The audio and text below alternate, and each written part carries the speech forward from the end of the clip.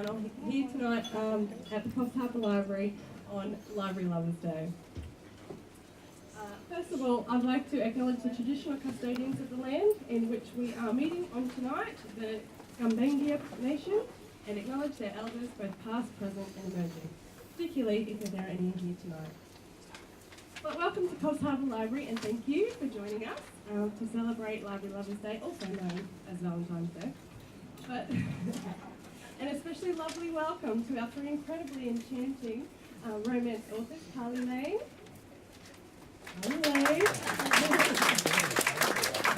Annie Seaton, and Fiona McArthur. And of course, our lovely MC for tonight's passion panel, Claire Simmonds.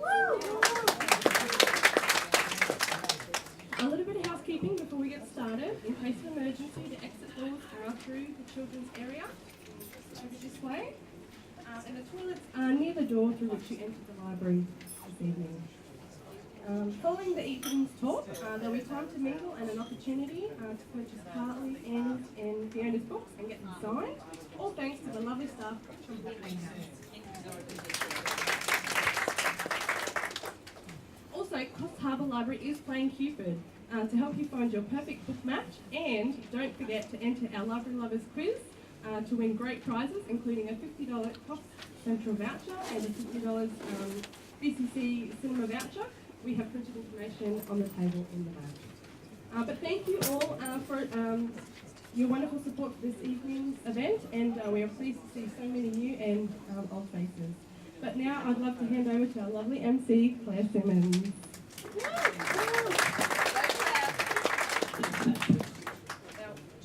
Can everybody hear me? No. I've pressed the on button. I think I might take the necklace off because I interview with the microphone. Up further.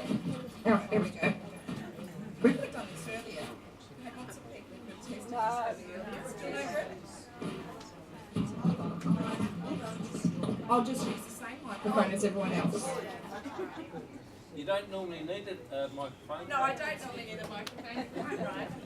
Thank you for those great words of wisdom from the back, but I don't normally need a microphone.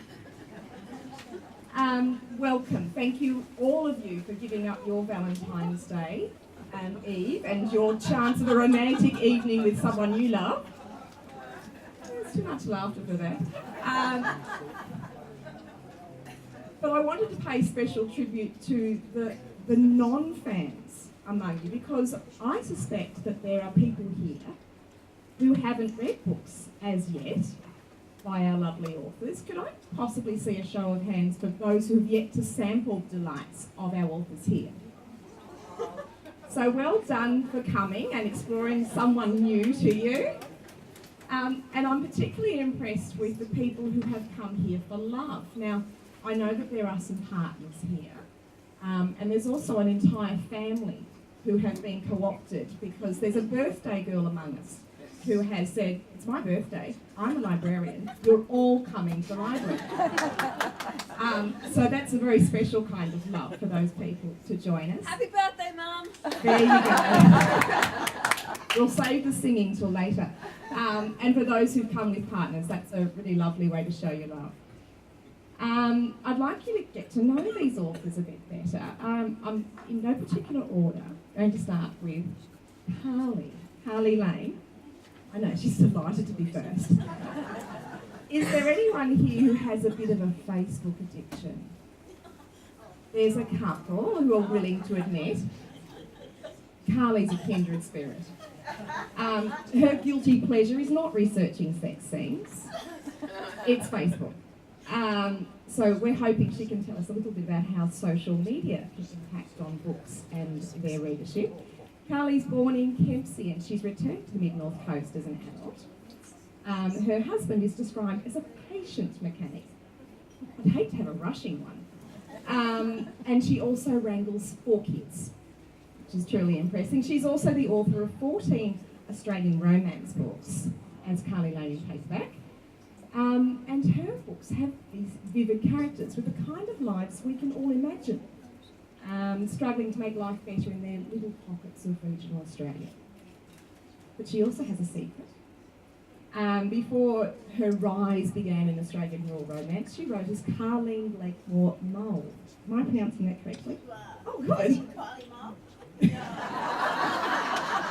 Oh, we're all showing our age there. The author of romantic suspense, fantasy and new adult fiction. That's really So, these are the sort of titles we have on the cover: steamy torsos, soldiers of fortune, and altogether raw cheer field. We'll get older.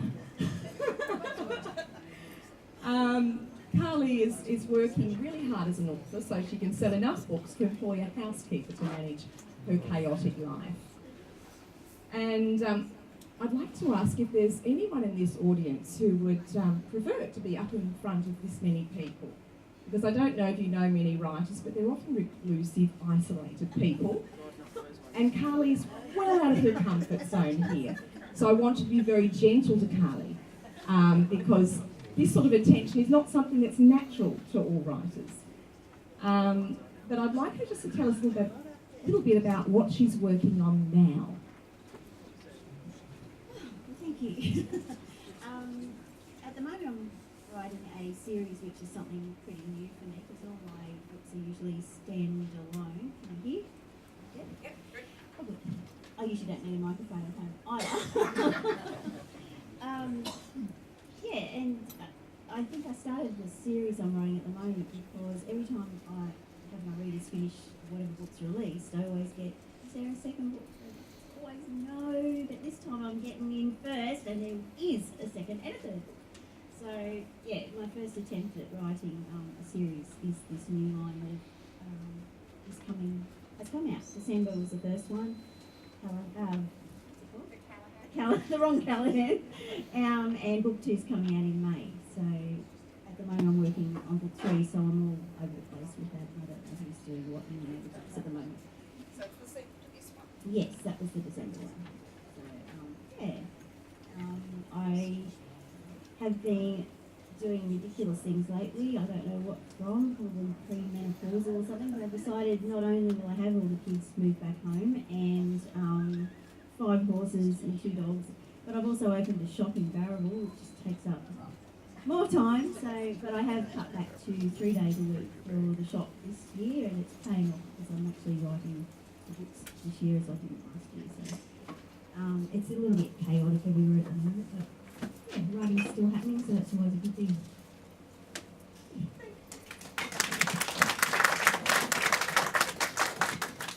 Thank you, Carly. I'm now turning to Annie Seaton, and I have to say that a library is the perfect place for her on Valentine's Day because she is a librarian.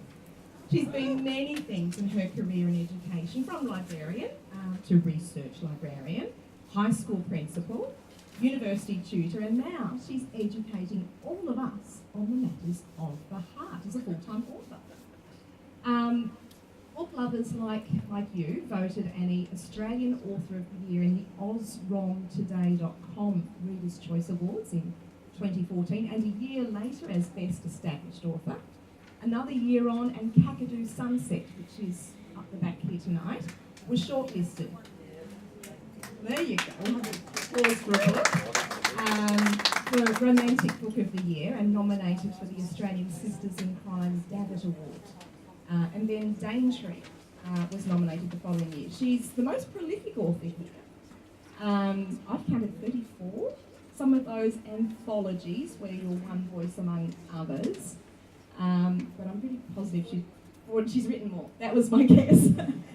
Now, as a librarian, Annie's always known how to research her books, a job she has found easier since the growth of Google Earth. And since becoming a full-time writer, she's been able to conduct location research in annual holidays, road trips mostly, which shows in her evocative descriptions of the Whitsundays, the Daintree and Kakadu regions. Now, while she might be best known for her Aussie rural romance bestsellers, she's also put her characters to bed with billionaires in Tuscany, sheikhs in the desert, and... No sheikhs? No sheikhs? Oh, well, you see, I've got that wrong. Shakes. Well, she blogged about shakes, but I haven't actually read any shakes, I'll believe you there. And Ordinary Joe's living in the Half Moon Bay coast south of San Francisco. Fantasy and fun love stories. Now, her first published work, I'm willing to bet none of you have read, because it's a university thesis on the stream of consciousness. I haven't read it either, I'm confessing. I'm not that thorough an MC. But is anyone here willing to own up to having read that thesis? No. Now, every one of her books has that crucial conflict leading to an often unexpected romance. I think it's only really unexpected for her characters. If we read a book that didn't have a romance, we'd probably be a bit annoyed. But her characters are often taken by surprise. And these characters stay with you in vivid detail. And particularly for me, the Aussie Porter sisters, who have Australia's exotic locations sewn up at the top end of Australia. Now, Annie's a thoroughly warm person who plays nice with other authors, and was even kind enough to post on my Facebook feed this week. My question to start us off is you to tell us about the latest characters and where you're sending them for love. Oh, thank you, Claire. That was a lovely introduction. And my thesis was Virginia Woolf on Stream of Consciousness and To the Lighthouse back in the 1970s, so it was a long time ago. At the moment, my next book out is called Undara, and that'll be in stores in July this year. And I hate to disappoint you all, but it's not a romance. It's very sad. It explores grief and loss. There are romantic elements. My heroine is separated from her husband, and my hero has a strange relationship with his ex-wife. So it's very, very different to what I've been writing. But I'll bypass that. What I'm writing at the moment, and I've only just started it this week, and it's a book called Osprey Reef, and it'll be out in July next year. And as I was saying to Claire when we were chatting a moment ago, I have to make a conscious effort to get myself out of 1934 in Mackay, which is where I've been all day. And when my husband came home from work, he's just so used to this. It's, you know, I say, hello dear, how was your day? He's a school teacher, so you don't want to know too much about his day because it's never very nice. And then before he even asked how my day was, I said, oh, you never guess what I found today. I was doing this research as an ex-research librarian. And not only did I find the Mackay Shire Council's plan for their city, but it was the one for 1934. And the next one wasn't until 1968. It's exactly when I wanted, and I could see his eyes glaze over. So the heroine of my book that's called Osprey Reef is a female skipper of a commercial charter boat. And I actually had to do the research in September. I went on a 40 metre boat from Airlie Beach to Mackay in big seas and sat up in the wheelhouse so I could say, what's that do, what's that for, what's this. So when I research my books, I think unless you've been there yourself, and I say unless you've felt the air on your skin, smelled the air that's wafting around you, and listen to the sounds of that environment, you cannot write authentic books. Of my 41 books, I've only written one book set in a place that I haven't been, and that was Italian Affair. It came out about 6 years ago, but I depended very heavily on Google Earth for that, so much so that I could describe the cobblestones in the square on Lipari Island off the coast of Italy. I've since been there and I found out that I was pretty close. So yeah, the next one to look forward to next year is Osprey Reef.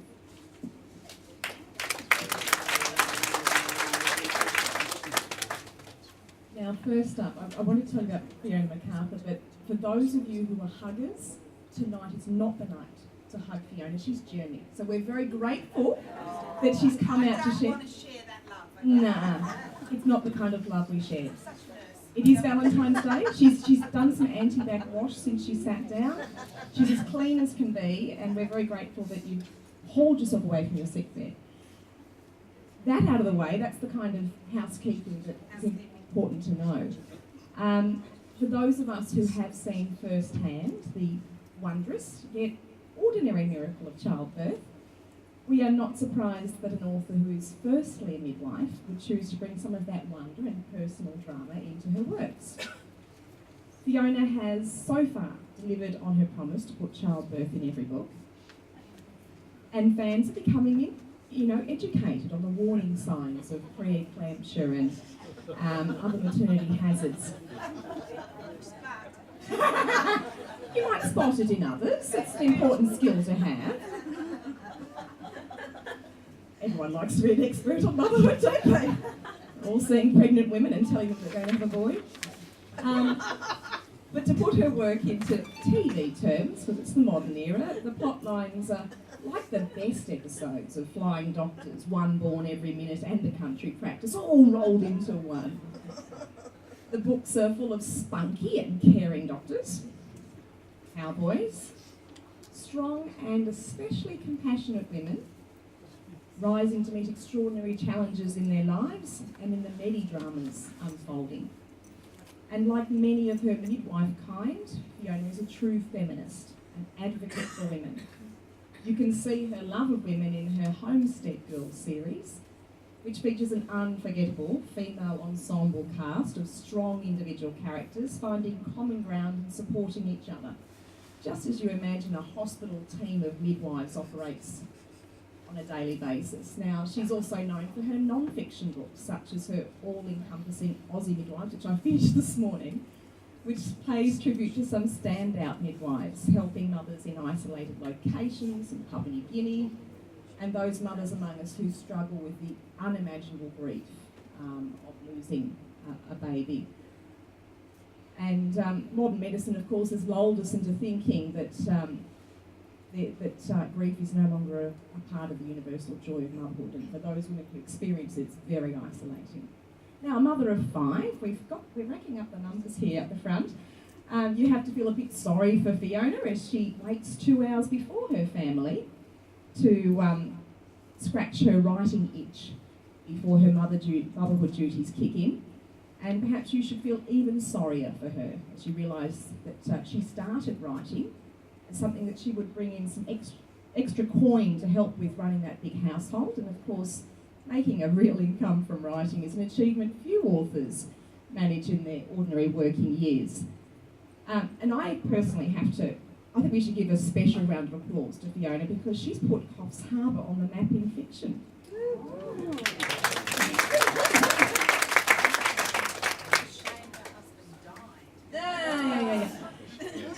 But it's a real thrill to see your own home mentioned in a book, even if it's a place she's leaving, briefly. But it's also exciting to learn that a local oncology nurse, Jo Smith, and her warm and generous passion supporting patients with breast cancer inspire giving her character Tess the same job in Heart of the Sky. Now, I'm sure she's working on some inspiring women right now. Perhaps you can tell us a little bit about the ladies making themselves known on your kitchen table right now. I want to talk about those ladies. But good afternoon, good evening. Hi everybody. Thanks so much for coming out on Valentine's Day. And Claire, thank you for that lovely introduction. It's just so nice to be up here with these guys. I love being with them. At the moment, well, I've just left a small town in Victoria in my head called Wirralong. And it's a lovely name, isn't it, Wirralong? We made that up. There was 4 authors, and there's a big bottle of Wirra Red sitting on the table, and we actually decided that it really needed to be called Wirralong. So that town actually became the town for the Outback Brides, and I've just finished an American second book for my Outback Brides series, so I've just put that to bed. For Penguin, we've moved to Central Australia, and we've got the Desert Midwife coming out in July.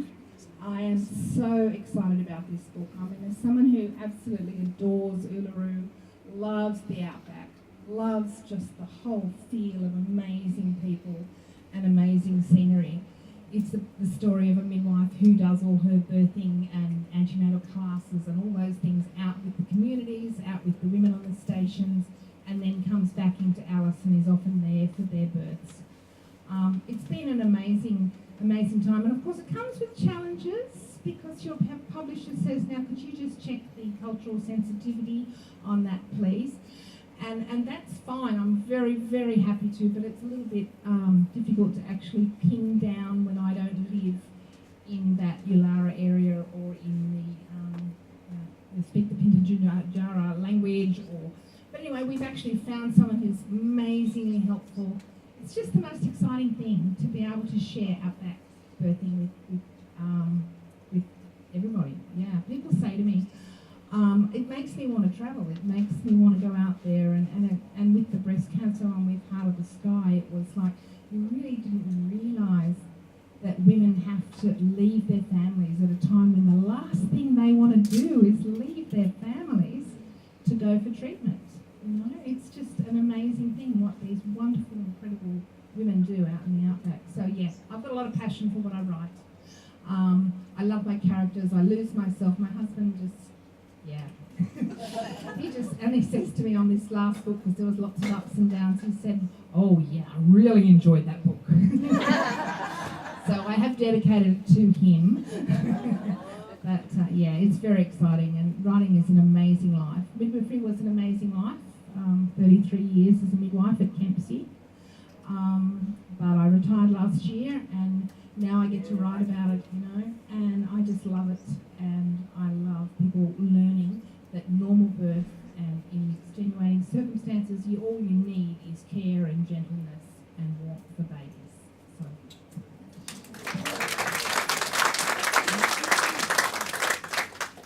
Now I'm going to turn to Annie. Several of your more recent stories, or ones I've read, have celebrated the natural environment and some of the threats against them as part of very dramatic plot lines for your characters to overcome. What role do you think fiction can have in changing hearts and minds of your readership, or are you preaching to the converted? It's an interesting question. It was an amazing way that it started. I only commenced writing, what year are we in now? 2019, 8 years ago. I was a high school principal. I had wanted to write since I was 4 years of age. But life, marriage, children, grandchildren, career, education all took priority. So when I retired back in 2010, I thought it's time, or it's now or never. I went off to a writers' meeting. I googled and I found a local writers' meeting. And would you believe that Fiona and Carly were two of the first authors that I met at that meeting? So pretty damn special to be here tonight as a published author. There was also Jen J. McLeod and Robin Parry, who you've probably heard of. And Jen wasn't published in those days. Carly, you were only just starting on your journey. Fiona was with Mills and Boon. But my dream had been to write a Mills and Boon book. I'd grown up on my mum's Mills and Boons. As a high school principal, when I'd come home and been absolutely totally stressed, I'd got into a bubble bath with a glass of wine and Mills and Boon, because that was the only way to survive the day. So that was my dream. I started writing, and yes, my first book was a romance set in Nambucca Heads, and it was just amazing. It took me up to the bestseller list on Amazon within 3 months of being out, and I went, oh, how did this happen? If I'd thought that was going to happen, I would have thought longer about what pen name, but no, I didn't think this was going to happen. So I wrote quite a few romances for American publishers, and that was an interesting experience. And we were up at Kakadu in 2013, and the spirituality of Kakadu, for anyone who's been there and stood on Ubir Rock or Yellow Water, and I'm going goosebumpy as I'm thinking about it now, and felt the spirituality of that landscape had a huge impact on me. And I actually took a photo of the Kakadu sunset, and that was the inspiration for both not only the title but for the book. At the same time that we were travelling, it was the same time that we had all of the issues in New South Wales with Eddie Obeid and the Bylong Valley. And when I was a deputy principal, we lived out around Mudgee and Goldong, and we used to travel through the Bylong Valley, and I was just horrified at the thought of that beautiful valley being turned into an open-cut coal mine. We're up at Kakadu, and I thought, hey, what would happen if the same level of corruption, government corruption and lies and a lack of integrity impacted on Kakadu National Park? And that's where the inspiration for Kakadu came. And all of a sudden I began to realise that I could make a difference in educating people through fiction. They're fictional stories, they have romantic elements, they almost have landscape as a character in its own right. And by presenting that landscape, I think I'm providing a bit of an armchair trip for people who will never get to these locations. And making people aware and appreciate the value of our pristine Australian landscapes. And unfortunately, an ongoing theme through all of my books is a lack of faith in truth, justice and integrity with our governments and our corporations and the things that are happening now. And of course the last one there with Sunday Dawn. I don't mention the word Adani once in the book. I would never do that. And again, Daintree, it was about government corruption in national parks and wildlife. So I think, harking back to my career in education, which I found very disillusioning at the end, again, with a lack of focus and care for what education should be, and that's about getting children to learn and how it all gets bogged down in government, what shall I say, policies and procedures and reporting and standards and data. We lose sight of what's important, and I hope that by writing about endangered landscapes and now being tagged as an eco-adventure romance writer by poets, they tell me I've created a new genre. And I actually wanted to write a book called Breakfast Creek for my book The Year After Next, and they went, no, that's in Brisbane, some of you may know Breakfast Creek.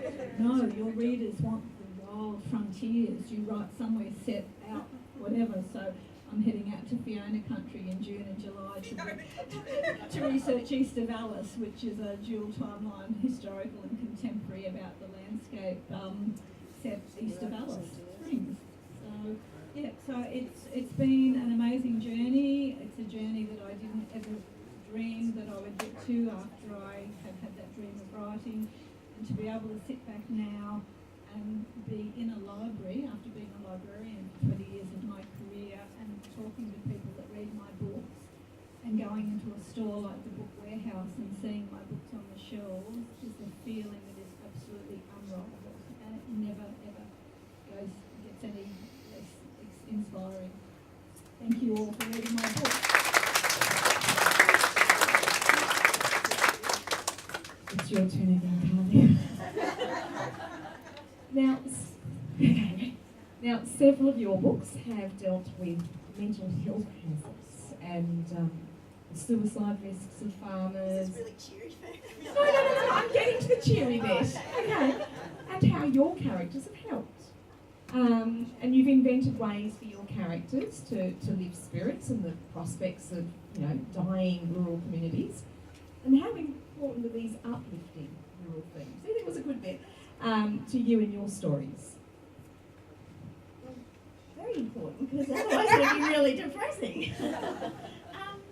I don't actually start out doing that sometimes, because it just depends on what the town that usually I've created and invented is going to have, and what issues are going to happen, and sometimes the characters take on those. It's actually, I've done it again in the last book of the series, I just realised that. So I don't know, maybe I've got to look at these. Maybe they're my issues. I don't know now, but actually it's really full on in book 3, which we won't get till December, so we'll look out for that one. But I think sometimes they go hand in hand. If you've got like a small town, you've got your issues that we've got going on in Barrel, they're going on in every sort of small town and regional towns. When you've got unemployment, when you've got that cycle of kids not leaving towns, unemployment, pregnancy, all that sort of thing, and it can be it can be really soul crushing, I think, for a lot of places. So it's good if you can try and find positive ways of, I don't know, and I sometimes think I wish I could do this in real life with real towns. And sometimes as I'm writing, I think, oh, it's a real shame because it feels like it's such an easy fix towards the end. I try not to make it an easy fix because they're not easy situations, and they're very complex. So we try to do the best we can with some of these things, and you just hope that that's what happens in real life with a lot of our little towns, so they're not dying off. And yeah.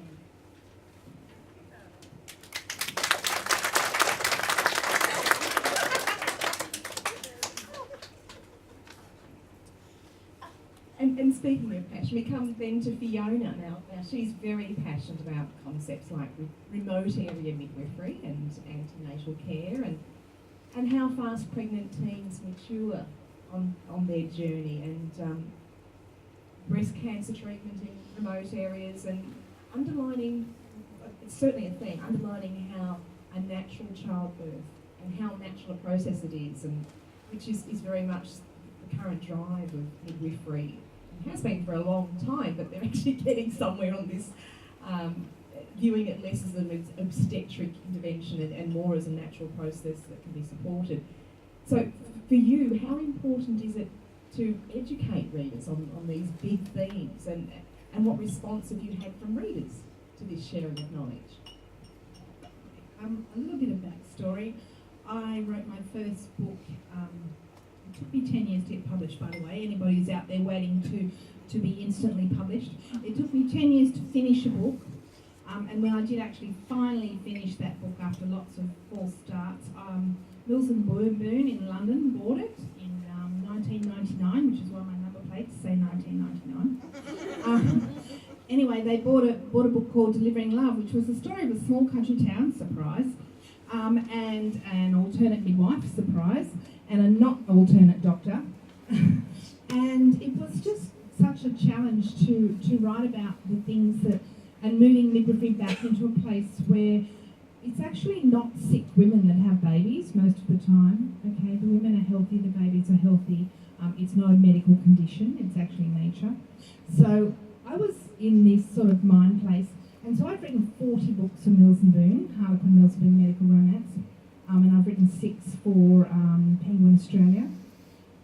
But I've actually got 2 million books out there all over the world from Harlequin Mills and Boon that talk about the fact that women are designed to have babies, and that if you can help them lift the fear, then it's a beautiful experience. And it doesn't matter if you end up with a cesarean or a forceps or whatever you end up with. If you're not scared, and if you're aware of what's happening, and if you own that situation, then you take away from that positive mothering skill that people take from you when they decide that you're going to do this, this and this. So yeah, again, I'm passionate. Sorry about that. But you know what? How cool is it that I get to write about it? People actually pay me for it, but I actually know that my books are out there saying what lots and lots and lots of midwives believe, and lots of women have said thank you for. And the response has been amazing. My second book, I'll nearly finish, but my second book, my editor in London said to me, "Oh my God, Fiona, I had no idea women had these choices." And it's like, this was, 2005. So it's just really exciting that everything's moving on, which is why I moved on to a non-fiction book and actually just had a lovely time talking to Australian midwives. But yeah, that's there has been great feedback. I get lovely letters. I get something from someone who says, one of my Mills and Boon, and they said, "My baby was in the special care unit, and now I understand why they were doing all those things." So how lovely is that?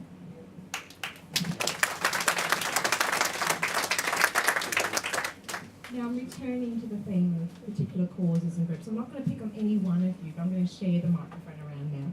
But are there particular causes and groups you've adopted which you choose to promote through your work? Now, ones that have occurred to me is obviously the midwifery of Fiona's books. but also it's Annie, and I've seen a few veterans return from conflict and talk about what they bring home with them. And Carly, your rural communities, and also quite a few single parents seem to feature in your books. Are these deliberate themes that you've adopted? And I think we can assume if it's correct with Fiona. I might go to you first. So I wasn't a single parent, but I love young mums. I was one of the people who started the group in Kempsey called Tin Tams, so Teenage Information Mornings, Teens as Mums. That was my acronym, and Mr. Arnott's never found out, so please don't tell him. So I actually admire so hugely young mums who do this often on their own, because the dads are even usually mentally a little bit younger than they even are. So the relationships are difficult. So yeah, that's always a theme. There's always seems to be a young mum somewhere in the back of my books. So yeah. I think one theme that comes through my books that I hadn't realised until I'd written probably book number 6 or number 7, and people started to write to me, was you write about very strong women. My first little novella was called Winter of the Passion Flower, and it was with an unknown, shall remain unnamed US publisher. I entered a competition. I decided I was going to be a writer. I entered a competition. I went off to a writers' meeting, and I still remember saying, I'm going to be published, and they all looked at me, yeah. Fee took 10 years to write her first book and took 10 years to get a contract. I decided I was going to be a writer. I wrote a novella in 5 weeks, and at the second meeting we went to, I went and said, I've been offered 5 contracts for that first novella. That was, who will I pick? That was, it's because I was 56 years old, and I knew it was now or never, and I had to work bloody hard to get myself published. And 8 years later, I'm still working about a 17-hour day, 6 to 7 days a week, because I want to get that business going. So when I started to get the letters about strong female characters in my books, of who Indigo in my very first little novella was a very strong character, and then I worked through Ellie and Emma, and particularly Drusilla in Diamond Sky, I think they are strong women, but they are also women who are encountering many difficulties in their lives, who have had some very, very bad past experiences, and they're overcoming that adversity by having that innate female strength that women just have, whether it's birthing or overcoming mental health issues or dealing with single mothers or town issues. Women are strong, and I think without intending it, the theme of female strength, and not even particularly feminism, but just internal female strength, is a theme that I hadn't realised that I was writing. The single parent thing came because I went through that just for a little while. But it was when I was writing my other sort of books, because I actually wanted to be published by Rosenberg too, but they didn't want me. I know, it was really sad. I know. But when I sort of realised there wasn't a big market for the stuff that I was writing, that I actually enjoyed, it had a lot of military sort of background stuff and all this sort of thing. But then I looked at doing something else, and I didn't actually know what I was writing. I sort of thought women's fiction, but the whole thing about write what you know, I sat down in front of the computer and just thought, I don't know, so I just wrote the trip that I did with my kids, packed up at Townsville, drove back home, and just went like that. Teenage daughters were a big thing in it. I was going through that at the time. That was therapy, I think. And it continues, because now I'm on to teenage daughter number 3. So, yeah. So I think that was, it wasn't really a pause, but I do put some of that in sometimes, because I think sometimes you just write better stuff when you've been through it.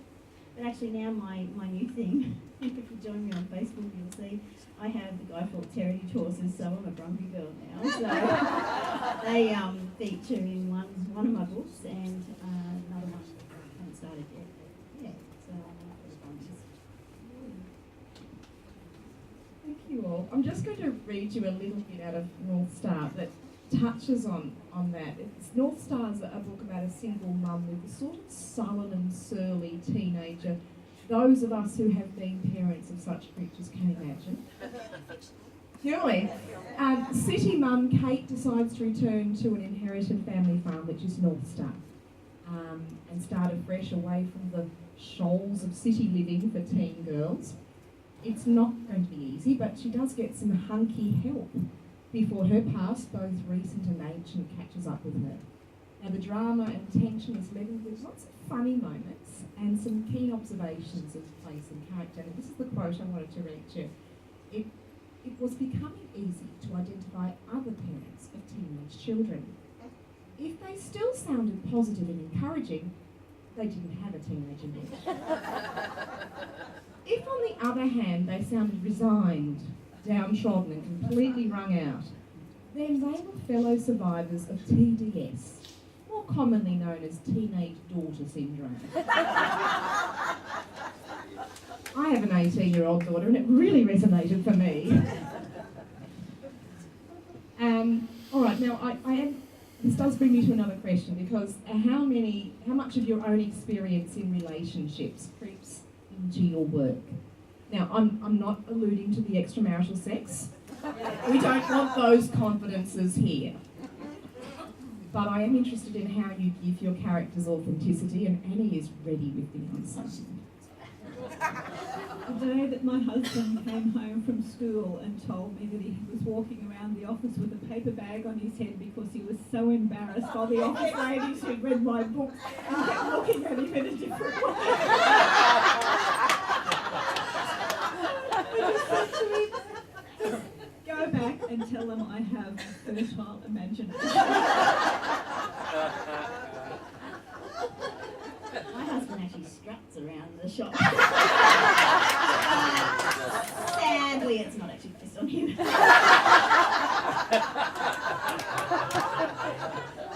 And mine is a romantic, and he told me I could tell you that he put his red underpants on today. This is Valentine.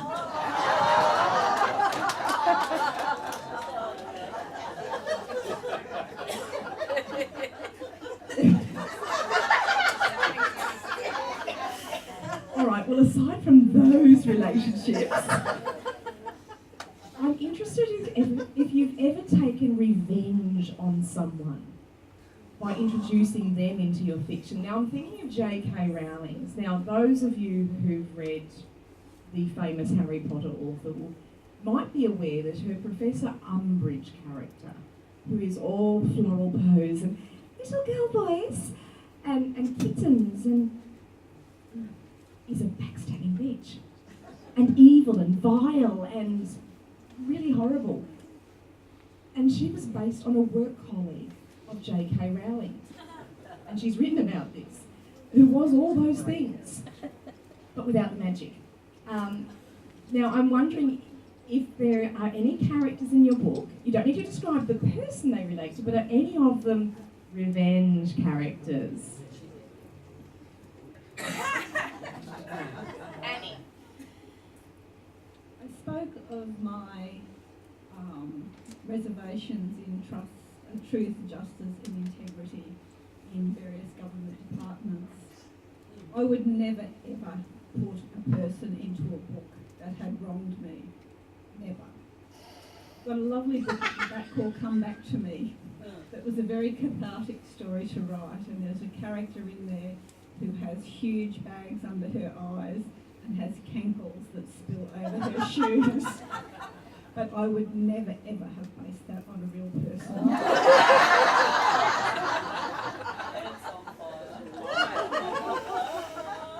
I didn't really do a revenge thing, but I did when I wrote My Star. Didn't realise it was actually going to get published, and did base a character on someone that I knew, and it was much the same thing. And I could not go into that shop. I think she ever read my book, but I just knew that was so bad because I described the person. I didn't really know her. I just knew that she worked at this place. She fitted my character. Yes, I don't do that anymore either. They're all so nice. And you say in the disclaimer at the front it says you don't do it too. Yeah. We're friends. I've read that bit. I actually find it really difficult to put any character as based on somebody else. They just don't do what you want them to do. You have to worry about what their husband would say if they did that. It becomes really tricky, and it stops the flow of writing. So I tried it once. I was writing about a bunch of mates, and it was going to be a rollicking, fun thing. And yeah, too hard basket. What I really love to write about is the strength of ordinary people doing extraordinary things in times of difficulty. And that's where I pull it. So I actually tend to lean on it's the midwife in me. I actually don't tend to lean on looking for all the good and just promoting the fact that, you know what, people are really kind, the world is a good place. And if you read my book, yes, it's going to be a journey of emotion, but at the end you're going to have a smile, and that's what I want to read, and that's what I want to write.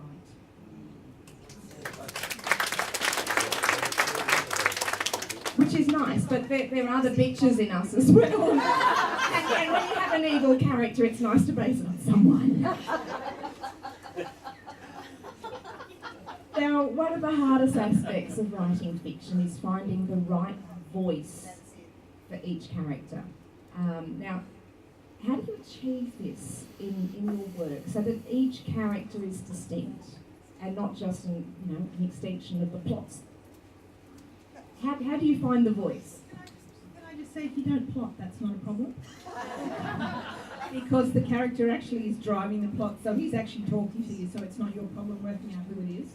And if she's doing something, then that's who she is. So I don't start with a scene and then I just roll with it, and then they talk to me and I try to keep up with the typing. Again, the poor husband who comes home from school every afternoon, this afternoon, because he's very much involved with the current book that I'm writing, because being prepared, getting prepared for retirement in a year or so, he's done all of his maritime qualifications, and he's done lots of trips with our nephew out on this boat out off Mackay. And he came home this afternoon and he said, "How did you go today? Did you need to know about prop walking and birthing?" I went, "No, but guess what?" I said, "My hero's got Asperger's."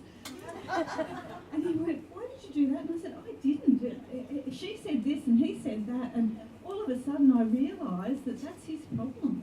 And as he said, I don't plot and I don't sort of have character sheets that say Peter has got blue eyes and he was a marine scientist and he did this. I start writing my scene and this happens, and it's very hard for someone who's not an author, perhaps not so hard for avid readers, to realise that when you're writing a story, you don't know what's going to happen, and it's not you thinking, "Oh, well, I'm going to tell them now that he did this and he did that," and, you're typing it in. When you get in the zone, and it's a place that again, I'm going this one, but it's an amazing place to be. Your characters take over your world, and you start writing, and you think, "I didn't know they were going to do that. I didn't think they were going to say that." And a person will say to you, "But you're the one making it up. You make it up. How come you don't know that?" And it's because you become so immersed in their characters, and again, that's when they don't become the stereotypical character that goes from book to book.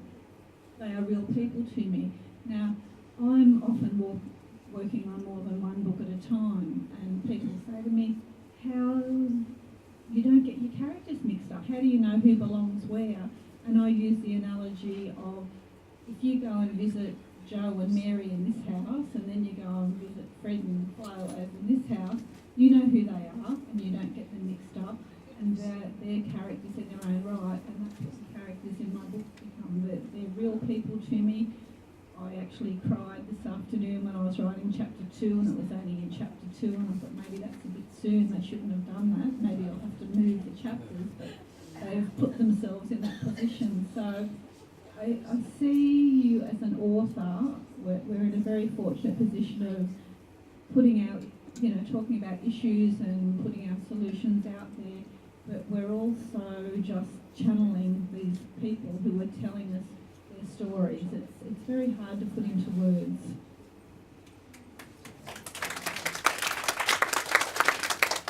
Although now this is what why we don't talk about this, because they don't listen. Might have a hashtag, hashtag man. Now, I just want to pull Annie up on this, because she says that, she doesn't have stereotypes. Can I just say that all of the men in Annie's books so far that I've read have got great chests and dark smouldering eyes. So I think in the physical sense she's fibbing a bit. There's no flabby blokes. Oh, Paul. Yeah, she's really writing about baldy middle-aged men with a gut.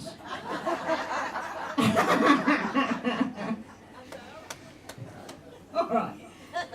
Now, some of the books I've read, among them Carly's self-published works, as Carleen, and the difference in having a publisher behind you, and all that represents. Now, I'm thinking particularly of editing, and I read Operation Destiny, which I loved. It was lots of action for a girl like me. But there's a big difference in editing, and I was just itching to edit myself. So what sort of difference does it make to you as a writer to have an editing team behind you? Yeah, it is. It's huge, but and there's a big difference though. I think because when a lot of not that one was, but the first couple of that series were with an American small publisher, and they have their editors and they have this and that, and even when they sent that back, even I could see there was still massive issues. It's just really weird. It depends who you go through, but yes, going through Allen and Owen was a really big eye opener. It was good to have that little bit of a background with the start of the other ones, but they are by far superior in editing to anything else that I'd ever seen. So and I think the self-publishing thing, it costs a lot of money to get a really good editor. If you're paying them yourself, I mean, you've got to do your research and you find some very good editors that do it as well. But if you're just sort of writing and putting them out, and it is hard to get them done to the level that they should be done. So yeah, that is. But they were my stepping stones, and I think they sort of. Because I got to put them out, because I got feedback on them, I think that encouraged me to keep going with stuff. So probably had it, being completely trashed, I might not have kept going. So, yeah. With regards to editing, my first probably 12 books were with a US publisher, and my initial readership was American-based. I'm just so happy now that I've been able to move to my first Love and Write Australian set books, and my Australian readership has come slowly, but it's grown a lot over the last 3 or 4 years. But I did have Australian readers of my first books that were edited by American authors, and I was not allowed to use British spelling. I had to have colour, C-O-L-O-R, and the worst one that led to one of my very worst reviews was I wrote a book called Outback Affair that was edited by an American editor for a US publisher, and I had a caravan park at Daly River up in the Northern Territory, and they changed it to trailer park. And I fought tooth and nail, and I said, they are not called trailer parks in Australia, and they said, we don't care. Your readership is American. If you write caravan park, they won't know. Well, I had some scathing reviews, embarrassing reviews from Australian readers. So when I wrote my Prickle Creek Farm series for them that was set out in the Polita Scrub, her Outback Cowboy, her Outback Surprise, his Outback Nanny and his Outback Temptation, they're just like Mills and Boone type romances, I refused to sign the contract until they guaranteed me that I could choose the spelling, and they agreed as long as I put a glossary in front of the book. So in the front of those books we have what an esky, a thermos, a dam, they didn't know what a dam was, CWA, scones, pikelets, all the lovely Aussie things I put in. For the American readers, we have a glossary at the front. So yes, in terms of editing, there's some issues. I've now moved away completely from my US-based publishers, but I self-publish. But I still maintain that the editing process is as important as the storytelling process. I'm also a freelance editor and I edit for about 400 clients around the world. I've got a variety of authors going at different times. With my self-publishing, I'm very fortunate because one of my good friends is an author and she self-publishes. She's also an editor, so we do a reciprocal editing and I don't have to pay because it's a very, very expensive exercise, and sometimes you might pay more for editing than you will make out of the book. What's that? Oh, you don't need sleep at my age. 4 hours a night's plenty.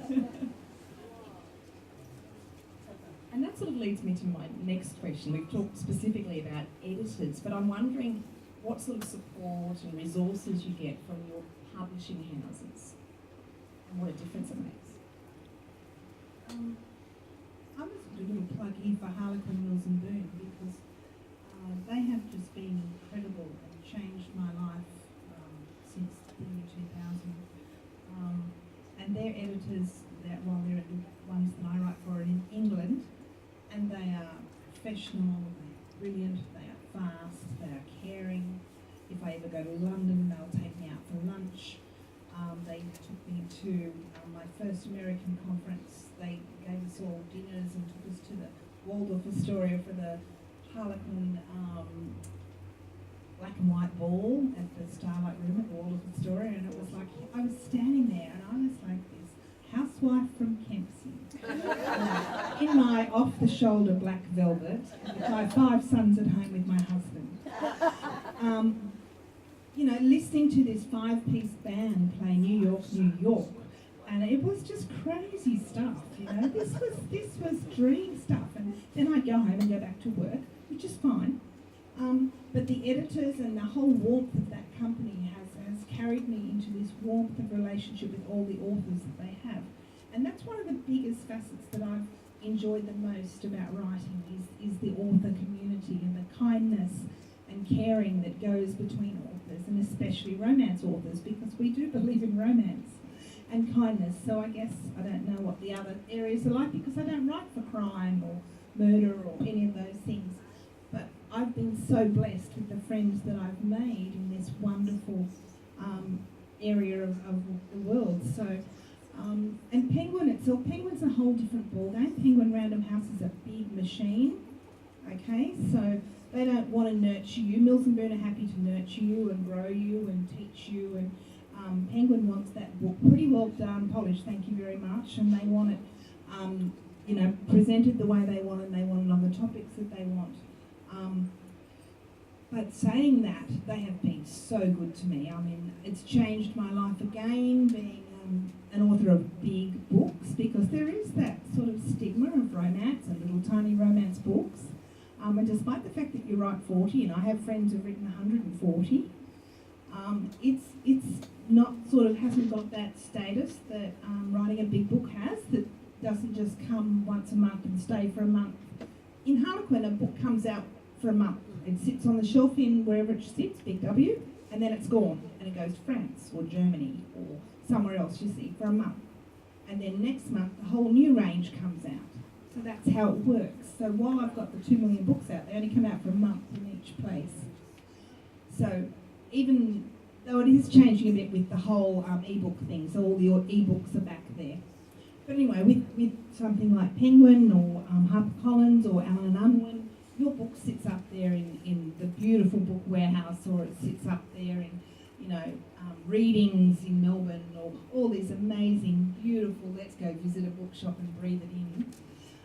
That's pretty amazing. So yeah, and the editors are incredible at Penguin. They really are. They want the best book out there, and it's such a competitive market.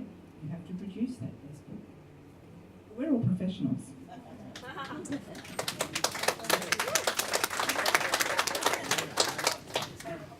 My experience with the US publishers was different. I've spoken about that, but I will be forever grateful because they took my first book and they published me, and I got to #1 in romance series authors in the US my first year with Holiday Affair, a little book set in Nambucca Heads, and Whitsundays and Armadale. So that was a really big thing for me.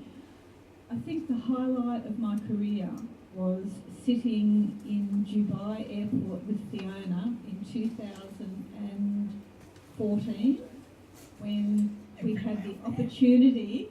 I mean, writing is a very hard life. She's been in the Waldorf Astoria at a black and white wall. We were on our way to a writer's retreat in Tuscany in Italy together. She was going first. I was just pulled in. And I couldn't afford it, and my husband said, look, you got your long service leave, you're working very hard, if you want to do it, go. And okay. So I came home, we went off. But before we went, Fiona and I had lunch in the Golden Sands at Nambucca. I still remember what I ate for lunch that day. And she said to me, do you have anything in the romantic suspense line? Because I've heard that Pan Macmillan are looking for a new romantic suspense author. And I didn't have anything written. I had the idea for Kakadu Sunset and the first 5,000 words in my head. I quickly wrote them down, sent them off. And that was in about the middle of May. We went off to Tuscany and we were in Dubai airport on the way to Rome. And I pulled out my phone and I had an email from Pan Macmillan Australia saying, we really like the idea of this Kakadu Sunset. Do you think you could turn it into a 3-book series? So we raced off to Italy. The first 5,000 words was polished by Eloisa James, who did the workshop. She's a very well-known US author who's also a professor of Shakespearean literature. Wonderful, wonderful person. And I sent it off to them. I said, yes, I can do, I think it was called Daintree Sunrise and Kimberley Moonlight. The next two were supposed to be called. And Fiona and I went to London. Fiona went her way, and I was in a hotel in London by myself, meeting some of my British editing clients for high tea at Park Lane, as you do. And I woke up at 4 o'clock in the morning, and I pulled out my phone, and from Pan Macmillan saying offer for a 3-book deal for Kakadu Sunset. And that was pretty special because I'd only written 5,000 words and I didn't have an agent. I was so excited. I was running around this hotel room by myself in London, didn't know anyone, texted my husband at school and said, can you talk? And he texted back and said, no, I'm supervising an exam, ring me tonight. So that was my experience with Pan Macmillan. I had 3 books with them. The editing was amazing. The support of the publisher was okay until I got the offer from HarperCollins for Whitsunday Dawn a couple of years ago. My experience with HarperCollins, who are also Harlequin, Mills and Boon, has been incredible. They did the graphic for that poster. They gave me 400 bookmarks to take to my various library things.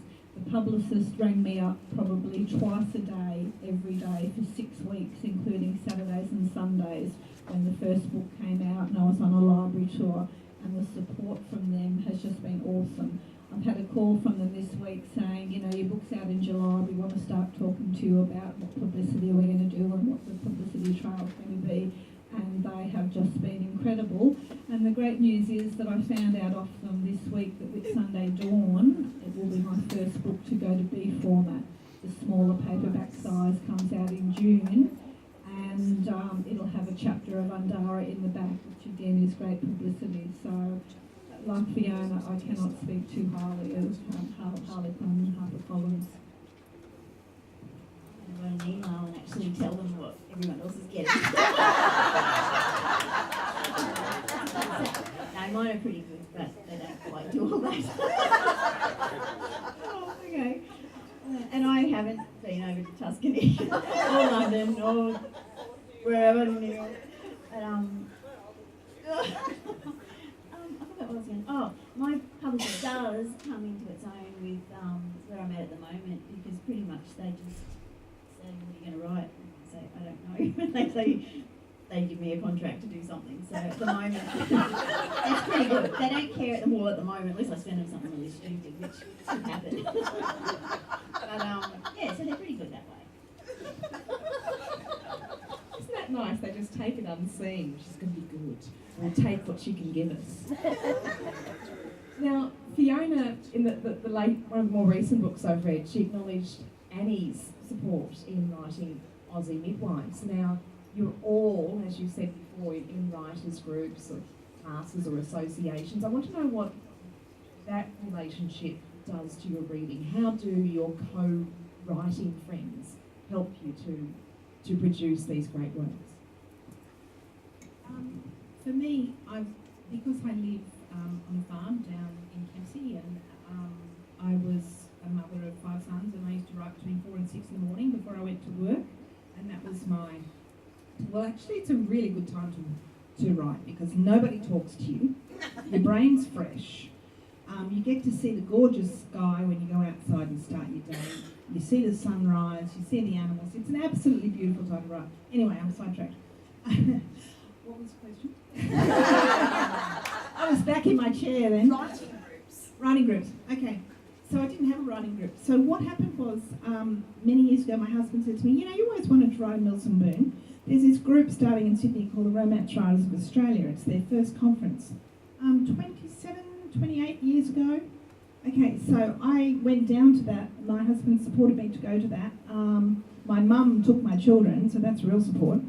And I have been to every single Romance Writers of Australia conference, so I'm actually the only person in Australia who has been to every single romance conference in all places that RWA has been to. But again, it goes back to writing groups and creating friends. So out of that group, I've got my local writers group. I've got a group of 8 people that we go away every year for a week, and we nurture each other. We do our some brainstorming, but we also all give a little tiny topic and share what we've learned for the year, and we share that amongst ourselves. So I guess that's the sort of help you get. And in the back of the books, you usually thank people like Annie, who's helped me with my non-fiction books, as far as just getting my head straight in the non-fiction scene. But people like Trish Morey, who, when I get to a slump and I can't write, and I'll say, Trish, you want to do a little dash together, and we'll both send each other how our word counts are going. And I'll pass over to Annie because she's got a really good relationship with another author and does that. Writing is an extremely lonely occupation, and I love every minute of it. From being a high school principal, where people were at the door, on the phone, in the office, and wanting my attention and interrupting me, continuously all day. And even when I was a librarian, I was a university librarian for about 15 years. You would be on the reference desk and you'd be wanting to get your work done, but people would come and ask you questions. When you are an author, you sit in a room by yourself with a computer, and if you don't want to talk to anybody, you don't have to. But it does become very lonely, and as Fee said, we call it finding our tribe. I have made so many amazing friends like these girls all over Australia and all over the world since I've been writing. I have a friend called Suzanne Bellamy. Some of you may have read her. She was in Harlequin, HarperCollins compilation called Heart of the Town that came out about the same time as Whitsunday Dawn. And we talk every morning, 8 o'clock. Okay, what are your plans today? How many words do you want to do? How are you going with this chapter? And I actually sent chapter 1 of Osprey Reef to Sue today because I said, look, I feel as though I'm a little bit bogged down. And she said, yes, the boat technical details slow it down a bit, which I knew, but just to have that endorsement by somebody who's reading it, because, if you just write a whole book and no one sees it until it gets to the editor, there might be a heck of a lot of too much technical details or slowed down in this. So working with her on a day-to-day basis like that is amazing. The other thing that I like to do, because I've got so much from the groups of people and romance writers in Australia, I haven't been to every conference, I've missed a couple. Yeah, she's the only one, yeah. Oh, I've only been going since 2011. One missed last year. Oh dear, but she's not nasty. I'm really actually nice. I like to give back, and I work with many, many aspiring authors. I'm actually working with an 83-year-old man on the Gold Coast at the moment who's written an Australian rural story. It's not a romance.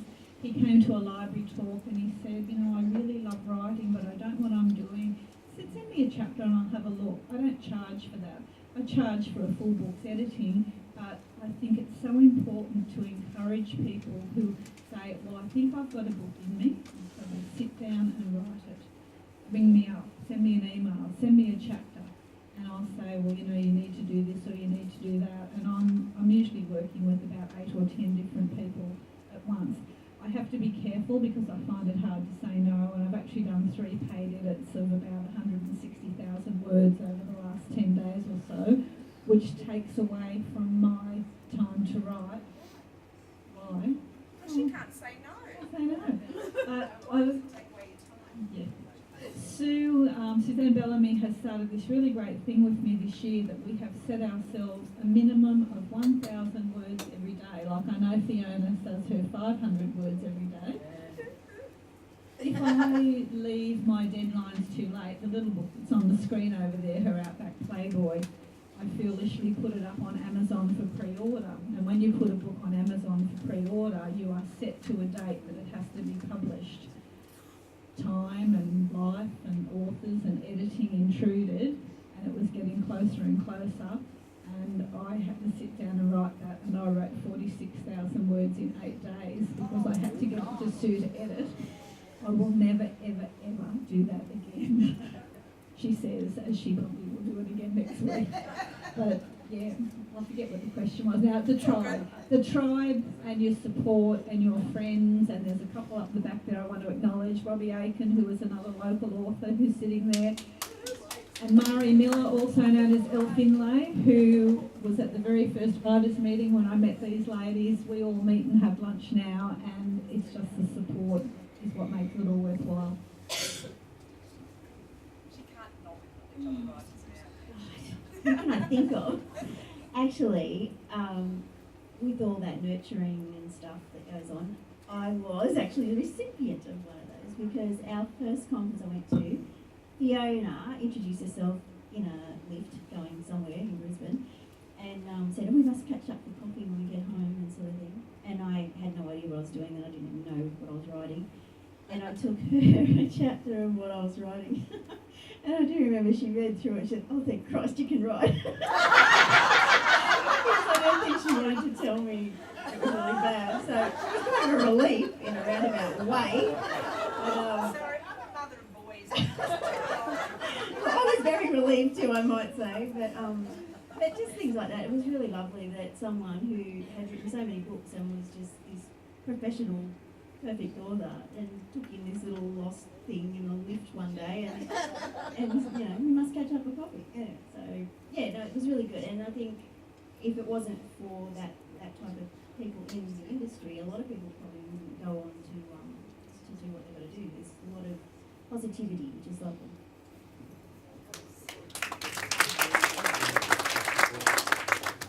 It certainly doesn't sound like the dog world of schools. Now I've got to have one more question because I want to give everyone here a chance to ask questions. So this is the question that's been eating at me since I started reading your books, and it's, where do you draw the line between sexy and porn? Now I'm going to read a bit out of one of Annie's works. Hang on.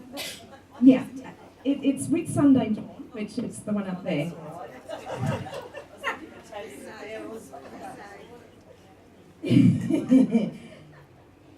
Now it goes, his lips were back on her cheek, sliding slowly and softly towards her mouth. His lips vibrated against hers. Just one more kiss then, and we'll stop. This time his lips were hungry, and Lily moved her hands forward and knotted them in his shirt, pulling him hard against her. She smiled as his erection pressed against her stomach before... You're interrupting the flow. Before he tried to move the lower half of his body away. Now my comment on this is that most of that chapter is the sort of foreplay that I describe as kissing. It's mostly kissing, and that's almost where the chapter ends. The only mention of genitalia is that erection under clothing.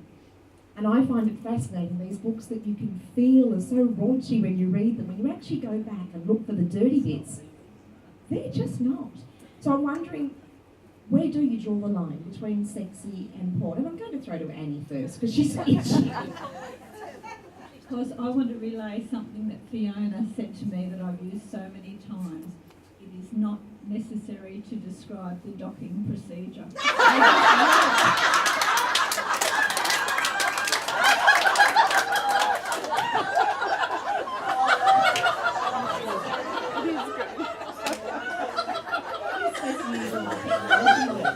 Real words. Being a nurse. My line is that my parents are going to read it. So if I'm cringing as I'm writing it, I go back and rewrite it. The other thing you have to remember is that you have to feel good about having yourself out there if you're not happy writing it. I used to call myself a blue rose author, so I'm not a red rose author. Okay, so I don't do the sexy books. When I just shut myself. Okay. She's got one of those Apple Watch. I was just, yeah. He's on silent, but he's vibrating against my arm, and I don't want to talk to him. Okay.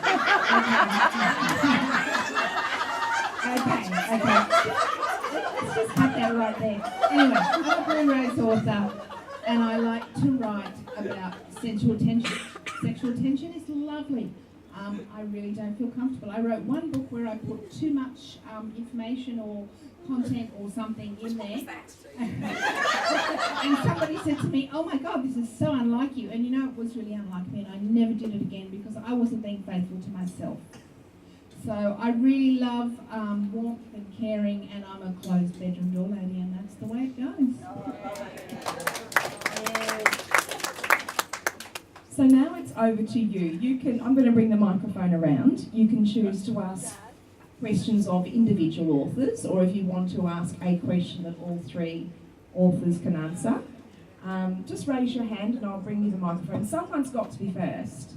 And you can see they're not going to reach you. If I had to do it, you had to do it. Yeah. If the shyest woman in the room can speak, then those of you who are reluctant, you should know that you're in a warm space. Hands? We've got one. Thank you. I'm very pleased about your books. They have a bit of reality to them and an ambience of the time. And so much as yesterday is not very far. Okay. Yesterday wasn't very far. Hasn't been very far away. For example, Doyle is the president of the RSL here. He was raised in Mackay Proserpine area. They had, I think the name of they had basically used to go out to the island. Esmeralda was one of the notes, and that was built in Valentine.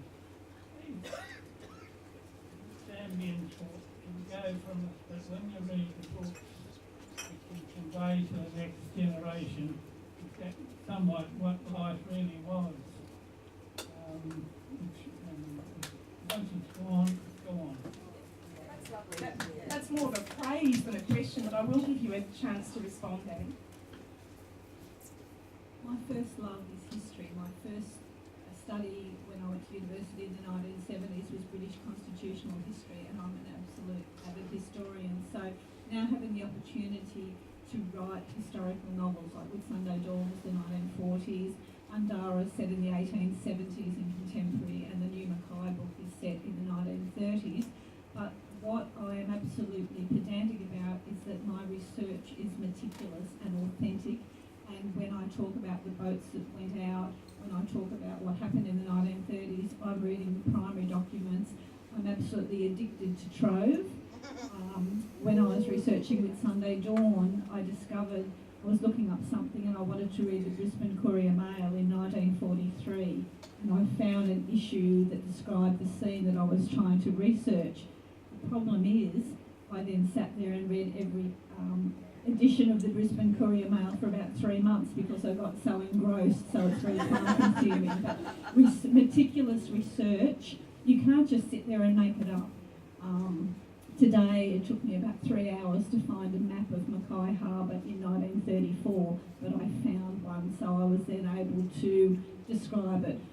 With the contemporary, you can go out and research those locations yourself, but it's very important that you get your historical settings, events and characters spot on.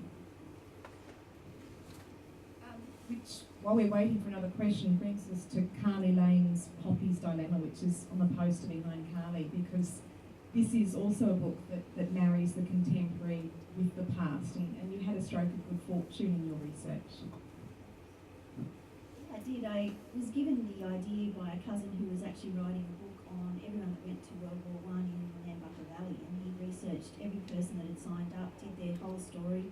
And one of his stories that he came across was Alec McLean, who was from Taylor's Arm in our place. He sent me this clipping, which was a court case and a coroner's inquest and all this sort of stuff to read. And when I read it, I just sort of, he had actually murdered, shot a young woman and killed himself at a dance after the war. And when I was reading through the coroner's inquest and all that, I actually just felt like Alex needed his side of the story, even though it was horrific. His side of the story was so obvious that, you know, he'd come back from the war injured and there was all these things happening. He was he won the Distinguished Conduct Medal. He was sent off with his own like ball and everybody sort of parade. Everybody really loved him in town, and then when this all happened, he was never spoken of again. And when I was trying to research him, there wasn't a lot of his era still around, but even people that were kids back then hadn't heard of his name since then. It was like 90 years ago since they'd heard about him. And this was a man who had, you know, won all these awards and things in the war. We didn't know where his grave was, and in the end, the RSL had put a memorial up there for him because it was time that his side of the story, his previous life was told, and you know what happened later was sort of, it ruined a lot of what he'd done.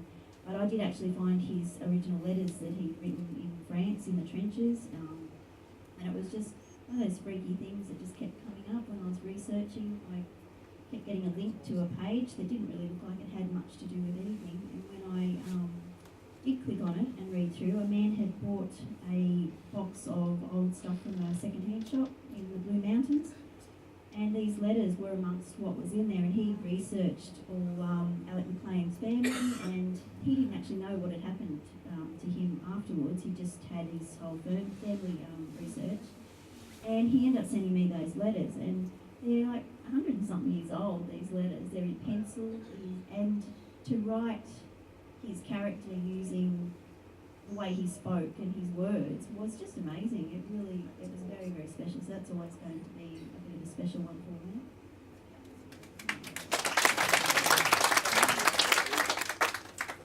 Come on, be brave. I knew I could remind you. Annie, in the Australian Rural Authors Facebook page, I think it was that one, there was one of the authors put out a question about do they prefer people on the cover or scenery. I'm not a person on the cover fan, as you know, but there was overwhelming feedback that people don't want people on the cover. So do the publishers take any of that into consideration, or do the authors take that into consideration? I just would like to answer this one at the moment. It's from where I stand, so all publishers are different. My publisher has just given me the new cover of my new book in July, and I felt that it would be lovely. I mean, all I really wanted was airdrop on the front, Uluru on the front of this book. I wanted that beautiful setting. It's the passion of the book. And they gave me a cover with a little blurry rock that you can't see. It's really blurry, and then a lady, a pregnant lady, which I'm very happy with, and stuff.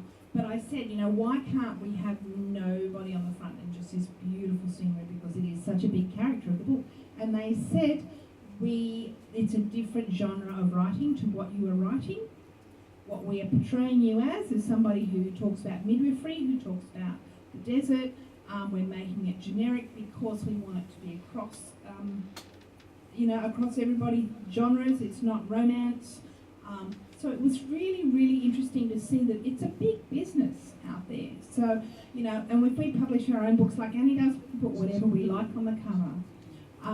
My publisher, who I actually adore in America, puts on absolutely beautiful covers. But I will take what Penguin gives because they put me out there, my story gets out there, and their marketing says this is what will sell, so I take it. I'm a professional. Just a very quick comment on that. I was really quite disappointed when Daintree came to me, posted it over there. It was a beautiful cover, but I wondered if it was lacking something without a person on it. And then Diamond Sky didn't have a person, and I really got used to having just the landscape. But I often wondered whether the sales had dropped, which they did on the third book, because it didn't have that romance element on the front. HarperCollins, of course, put, what's her name? That's terrible. Olivia on the front of Whitsunday Dawn. But I've started a website called Australia Rural Fiction, and it's been amazing. I started it about 4 or 5 months ago, and it's got about 1,500 readers on it now who come in and discuss things. And we had the author the reader came and said, do you prefer a landscape or no landscape, a character or just landscape? And it was overwhelmingly, we just want the landscape with no humans on it, which really surprised me. I'm currently writing the third book in my Outback series, and it's called Her Outback Haven. So I thought I'm going to do an experiment with this. So I found this beautiful photo of an old Queenslander house. I photoshopped it, put a poinciana tree over it. I put it up just as an example, post weeks ago, and I've had 200 comments and about 20 shares on it because they go, oh, I would buy that book alone just on the cover without even seeing the blurb. So.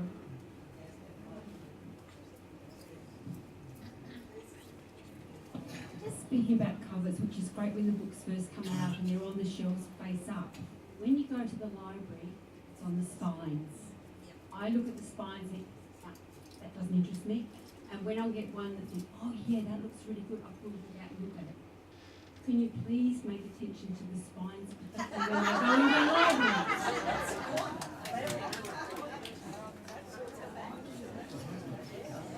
Actually, I must have a look. Julie, you back there, can you hold up Kakadu Sunset Spine? Because I think it had a lovely gold. Yes, Kakadu Sunset Spine was lovely. The others weren't quite so vibrant, so that's something we're going to follow.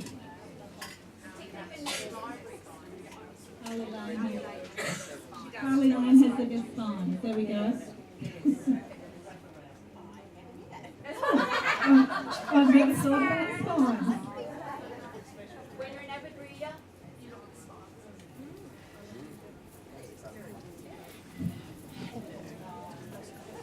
Just a point, I usually read the really intimate books, but I find that it's disappointing when the people on the cover don't match the people in the story.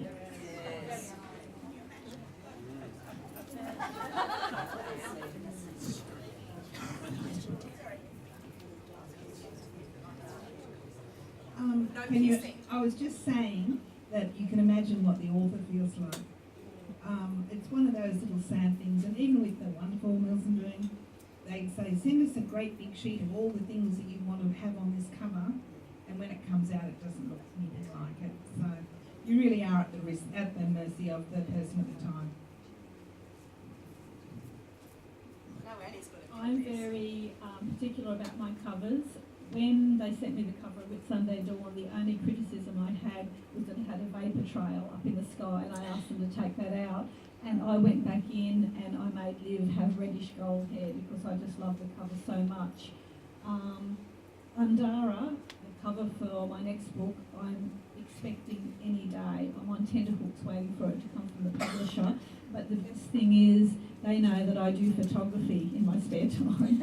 And when I was up researching Undara, I took some amazing photos, and they've actually asked me to send them, and they're considering using them for the cover, so I don't know yet whether it will be one of my photos or not, so that's pretty exciting.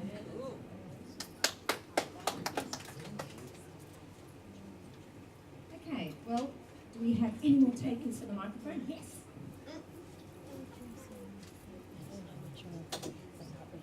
So you've said that you've got a set amount of words that you want to write every day. Do you have a set period of time within that day that you need to sit at a desk? Is it clocking on at 9 in the morning, or how do you organise that?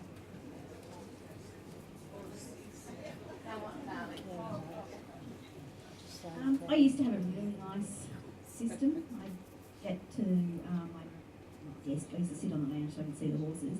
But as soon as the kids got on the bus, and then at 3 o'clock when they got home again, I'd pack up and that'd be my day.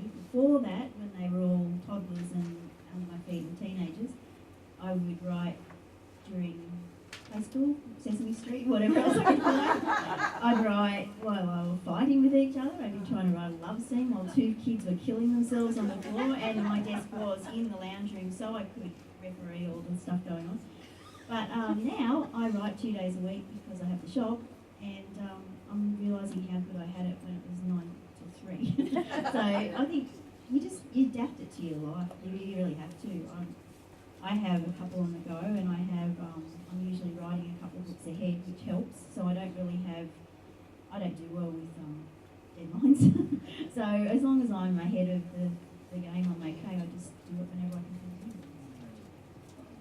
I take my hat off to any person who writes who has children at home and also or works. I am absolutely blessed. My children are grown up, my grandchildren are almost grown up now. My husband still works. The downside for me is that he's gone back to 3 days a week this year.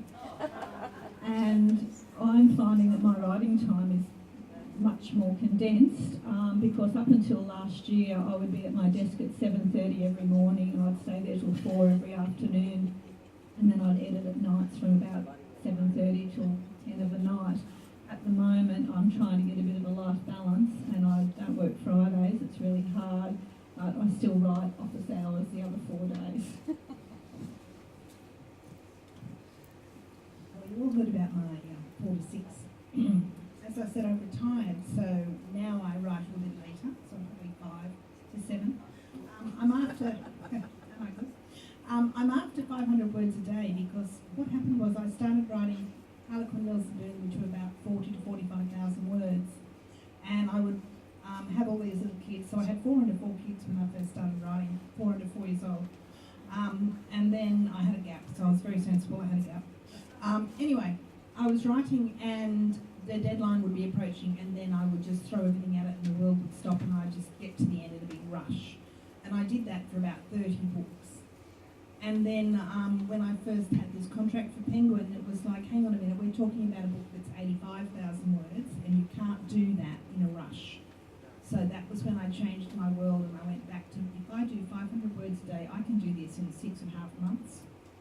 I can have this done, and I won't pressure myself. And it changed my life. It released me from this drama that I seem to keep perpetuating. So if you want to write, and it's one of those, my new passion is, well, it's been around for a while, hasn't it, Annie? My passion is actually saying to people, please just start. Stop playing with that first chapter. Just start at the beginning, get through to the end, and then you can work with something. I spent that 10 years, wasted that 10 years if I hadn't gone forward instead of polishing and sending away. If you just get to the end, then you understand your book. You can see what you've got, and you can go back to the beginning and create this beautiful thing that you've got inside you. So a little bit every day until you get to the end. Thank you. I'm just going to now introduce you to the books that the Book Warehouse have brought to us tonight, because, I mean, we've, how many books? 40, 41, how many? 46, how many? 12. And the other name? Yeah. So there's too many. So they've each picked 2 books to sell here tonight. Now, the Book Warehouses, those of you who are customers know, can order in almost anything that's out there. They know how to find hard to track down books. Those of us who live in Coffs Harbour use them all the time. But the books we've got here tonight are these ones. Now, by Carly, we have Burnt. The little summary I've written on Burnt is that high school sweethearts, Seb and Rebecca, return to their hometown for different reasons. Rebecca as a newly single mum, which we've talked about, and Seb to lick wounds, physical and emotional, from his Australian Army SAS career. Neither is looking for love, and both can't forget the tragedy which forced them apart 18 years ago. So that's Burnt. She also has Someone Like You on the counter there. Now this time the character is a novelist. Not too much research there, yeah. Best-selling writer Hayley is a bestseller. Why not? Has moved on from her cheating husband and into a sandstone cottage in a rural river valley. A noisy donkey stuck in a dam introduces her to a handsome neighbour when she is at her undignified worst. So that's Someone Like You, which I think I've got these books here. So that's the cover of Burnt, and the one I've got my hand on is Someone Like You. So they're at the back there if you want to purchase them. Now they're Carly's books. We also have 2 books from Annie. Now Kakadu Sunset, which is the one that was held up earlier by Julie, is the first of the Porter Sisters series with hometown girl and helicopter pilot Ellie Porter. She flies tourists over the lush and dangerous Kakadu National Park. Now, while searching for some missing tourists, she uncovers something dangerous to the environment, herself and those around her. So no matter how ruggedly handsome her co-pilot, she just can't seem to get on his good side of this surly, uncooperative loner. But she needs to trust him and share her family's secret tragedy to beat the dark forces pitted against her. Now, this is the book that was finalist in the Romance Writers' Romantic Book of the Year in 2016 and nominated for the Australian Sisters in Crime Davitt Award. Now, I've got a little excerpt from this one. Page 42. Doesn't the man know how to smile? Mind you, all that grimness suited him. Heather was right. He was fine. From his broad shoulders to the muscled legs outlined by the faded jeans that clung snugly to his thighs. His biceps bulged beneath the tight sleeves of his black t-shirt, and his hair was slicked back from his face. The unshaven look just added to his appeal. She's not writing about balding middle-aged yet. Now, Whitsunday Dawn is a classic fish out of water tale. Daughter of mining magnate and spokesperson for the company, Olivia, this book up here, arrives in the Whitsundays with a job to do. However, nothing goes to plan when she is spruiking the company's plans and a smelly, greasy fisherman keeps getting in her way. As she discovers the beauty of the Whitsundays for herself, a mistaken identity from long ago, and a dangerous subterfuge, I've never had to say that out loud, I hope I pronounced that right, threatens both the environment and her own safety. Now, trusting strangers is an essential to the survival of both. And this is the one that I read you the bit of before, so I won't do that again. Now, Fiona has 2 books. Oh, sorry, so those books were Whitsunday Dawn and Kakadu Sunrise. Sunset. Sorry.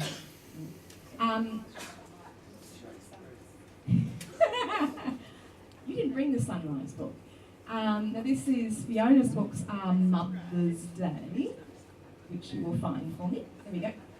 Which is set in the northern rivers of New South Wales. There's a small hospital maternity unit at Burra, which will be shut down unless an obstetrician can be recruited. Bad news for hospital midwife and single mother Noni, who is also off kilter on the home front. Her mother's guest house is rippling with the tension of an attractive single dad.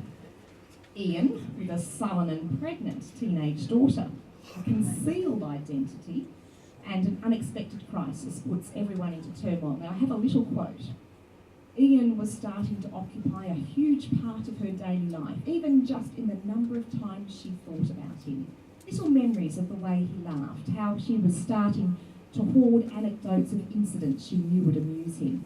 The hard part was to try and keep things in perspective, especially when all she wanted to do was lose herself in his arms. That's Mother's Day. And then we have The Baby Doctor. This focuses on the Ice Queen obstetrician, Sister Sienna, who had a pivotal cameo role in Red Sunrise. Another book celebrating the strength of women when they team up. How will the princess in heels and a sports car adapt to another remote rural posting to solve a new mystery? If she doesn't uncover all the secrets of this town in turmoil, there could be dangerous consequences for everyone. And I won't read you the little excerpt from it, even though it's really good, because we've got to give them time to sign books for those of you who brought books or are intending to buy books. Thank you, Emily. Thank you, Carly and Fiona. It's been a real pleasure reading your books and meeting you.